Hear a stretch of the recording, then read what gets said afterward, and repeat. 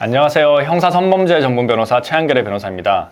오늘은 강제추행죄에 대해 자세하게 다루어 보는 시간을 가지려고 하는데요. 최근의 서울의 모 경찰서에서 재직 중인 경찰이 부하 직원인 여자 경찰을 상대로 강제추행을 저질러서 입건되는 사건이 발생해서 사람들을 놀라게 했는데요. 이렇듯 최근 들어서 미디어나 언론 등에서 성폭력 범죄에 대해 더욱 엄중하고 심각하게 다루고 있다고 볼 수 있습니다. 강제추행이란 형법상 폭행이나 협박으로 상대에게 성적 수치심이나 혐오감을 일으키는 신체 접촉행위입니다. 법정형으로는 10년 이하의 징역 또는 1,500만 원 이하의 벌금형에 처할 정도로 엄중하게 다루어지고 있는 범죄라고 할 수 있는데요. 강제추행죄의 성립 요건이라고 할 수 있는 폭행은 우리가 일반적으로 생각하는 단순한 폭행이라기보다는 상대에 대한 의도적인 신체 접촉 행위도 포함될 수가 있습니다. 상당히 넓은 의미까지 성립된다고 할 수 있겠죠. 이성 간의 추행뿐만 아니라 동성 간의 신체 접촉도 당연히 해당될 수가 있습니다. 말만 들어서는 너무 단순하기 때문에 혐의가 인정되지 않을 것처럼 보이지만 일상 속에서 흔하게 발생할 수 있는 가벼운 신체 접촉이더라도 상대가 불쾌감을 느꼈고 상대의 의사에 반대하여 벌어진 일이라면 유죄로 인정될 가능성이 존재합니다. 아무리 상대에게 친밀감을 표현하기 위한 목적이었다고 해도 말이죠. 이전과는 다르게 성폭력 범죄에 연루되어서 조사를 받게 된다면 검찰에서는 피해자의 진술에 중점을 두고 수사를 진행하게 되는데요.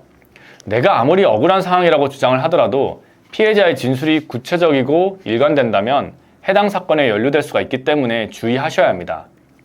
전혀 성적인 의도가 없었던 접촉이더라도 억울하게 가해자로 지목을 받을 수가 있기 때문입니다. 수사를 받게 된다면 객관적인 상황과 무혐의를 증명할 수 있는 증거자료가 반드시 필요할 것입니다.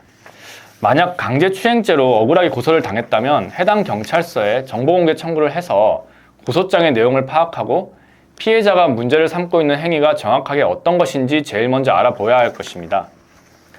고소장에서는 오히려 무고의 증거가 나올 수 있기 때문에 꼼꼼하게 살펴보는 것이 중요할 것입니다. 나의 무죄를 입증할 수 있는 객관적인 자료가 있다면 훨씬 더 유리하게 재판을 끌고 나갈 수가 있습니다. 또한 내가 초범이라는 것과 상대에게 성적 목적으로 접근하지 않았다는 것을 인정받아야 할 것입니다.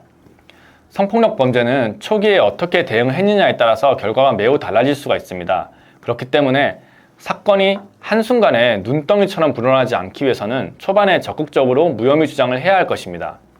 또한 조사를 받는 과정에서 변호사와 함께 일관된 진술과 태도를 보여야 하고요.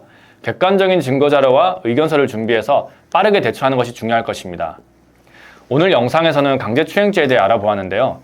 고의적인 행동이 아니었기 때문에 혐의가 바로 풀릴 거라고 생각하시는 분들이 있을 수가 있습니다. 하지만 강제추행죄는 성범죄에 해당하기 때문에 안일하게 대처하다가는 실형을 선고받을 가능성이 굉장히 높아질 수가 있습니다.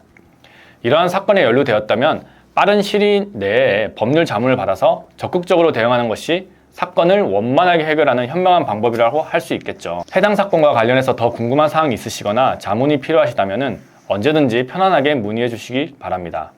오늘의 영상은 여기서 마치겠습니다. 그럼 다음에는 또 다른 주제로 찾아뵙도록 하겠습니다. 영상이 도움이 되셨다면 구독과 좋아요 한번 눌러주시면 감사하겠습니다.